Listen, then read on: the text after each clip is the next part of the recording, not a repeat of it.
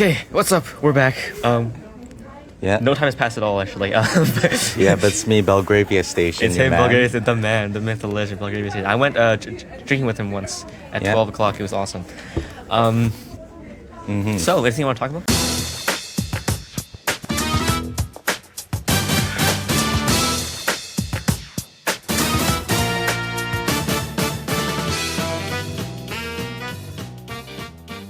We didn't keep it on, so. Me personally, I don't know why, I just can't get a handle on all this business slang or lingo. Business lingo? What is it? Like 7 to 10, there's this thing called CSR. That stands for, what was it? Stands for Corporate Social Responsibility. I haven't the slightest clue where that starts. There's a question here, right, on the practice quiz that says, is it a normative or cognitive example of CSR? What does that mean?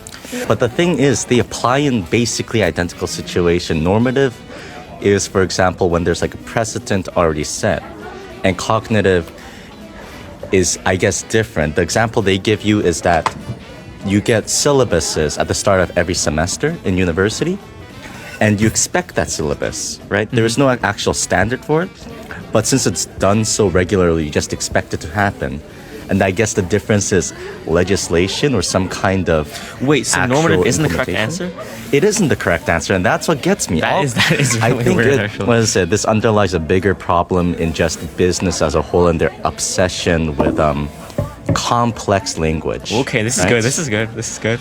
How do I say it? It's like whenever I open a business textbook, like even Econ 102, you look at all these graphs that apparently predict the behavior of the economy under set circumstances, right? When do you use these graphs?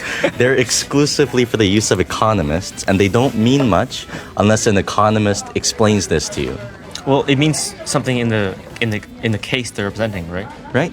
What is it? It basically highlights relationships between certain factors in the economy, right? But they try and simplify it. They really do. But the fact that they use so much lingo exclusive to business as a whole, it just it muddles the whole thing. And the fact that there is so many different ways of wording the thing, right? You can open like 5 different economics textbooks, and I guarantee you, one of the concepts is going to be under a different name, especially if they're written in different time periods, right? And what is it? I guess at this point, you're not really paying for the expertise. You're paying to memorize the words they use so that you don't stand out like a sore thumb in a corporate meeting. Why do you take economics then? Because it's a prereq for accounting. Why are you taking accounting then? Because everyone needs to do their taxes, and it's a respectable job, right? So you're going to take account? Okay. Yeah. Okay. At least, listen, talk to any, business major, right? Like finance, international business. Ask them what their career plan is. They're going to come up with some convoluted story like, oh, I'm going to try and get into like a board, or like I'm going to start as a consultant. I'm going to start with my uncle's business. You hear lots of that, the last one. But with accounting, it's pretty straightforward. You what is it? You get the, I think it was the CPR? CPR? Not the CPR. CR. CSR? Not the CSR. It's a test that all accountants need to go to be certified. Casper? Yeah, not Casper. It's a separate thing where you need to pass it to be certified as a public accountant. Oh, CPA, yeah. CPA. Certified Public Accounting Test. Okay. Right? And once you have that, you just need to get yourself lined up with a major accounting firm, which there's already lots of, There's already programs to sort of fast track you on that within many universities and colleges, right? So it's not unreasonable to say that you can get a job going into accounting, right? Financing, it's a bit more work if you're not person-centric, right? But at the end of the day, what I'm trying to get at is that there are certain fields in business, right, that I find more respectable than others. And it just so happens that those fields use very consistent language, right? I do not... Like, which ones are you talking about? I'm talking about people like, well, basically accountants. Accountants, okay. And auditors, which is like a form of accounting, right? Maybe finance. I know I don't respect finance majors at all.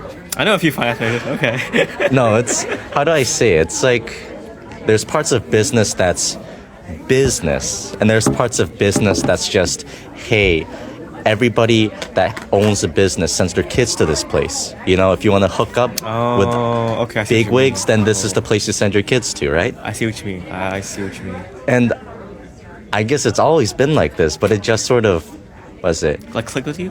It doesn't click with me, yeah. Okay. It's like, I can't respect most of these business degrees Because they actually don't learn anything. because they don't feel real. What's an international business degree?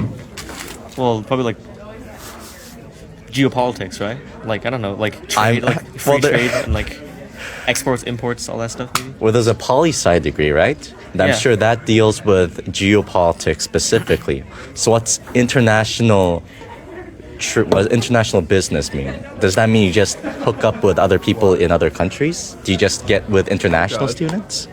Probably. I think probably so. But the thing is, if you're going to do business, right, then at some point you have to learn this anyhow. So what's the point in getting the degree when you're going to have hands-on experience with it? Right? Okay. Maybe, like I'm telling you right now, most people who graduate from business, they're not going to start international companies, right?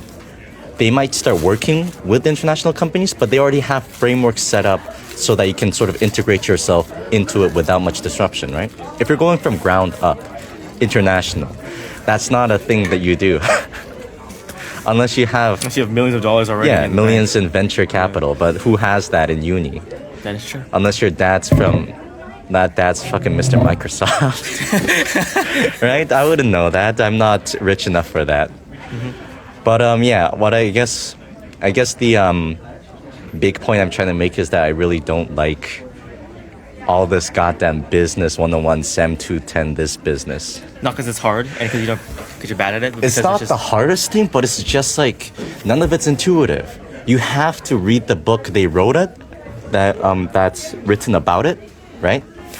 Because that's the only way you'll ever know what they're talking about. That's not like. Oh, okay. Tell me, you go to one random person on the street, ask them what corporate social responsibility I think- means. What do you think that means? Corporate social the responsibility corporates have to the social world. Right? But okay, what was the actual? Okay, so what does it corporate actually social mean? responsibility, right? Yeah, what does it actually mean? It's a system of moral beliefs, experts, and expectations as an institutional logic. What does that mean? Where is that on this document? Here? System of moral beliefs, experts, and expectations as an institutional logic, right? But this is the actual. But this is the real definition right here, though. Same set of questions. How does the unprincipled pursuit of profit make society a better place? This is a question. I don't think it does, right? No, that's the thing, right? Lately, you see a lot of these business books where it's like moral and ethics in business. How does it work? And how can you integrate it? And how does sometimes skirting that lead to greater profits, but you shouldn't do it? You shouldn't break these laws that lead to profit because it's bad juju, man. It's bad. You get bad karma for it. No, but I think it's utter nonsense, yeah. But yeah, that's just my 2 cents. It's just me venting a bit, you know? Anyways, I think my time's up for today, eh? Almost. Yeah. Okay. Do you want to say goodbye? Yeah, it's been Okay. nice. Don't meet me at Belgravia Station. I'm not actually the station. No, yeah. he is. No, this is the physical manifestation of the station. All right.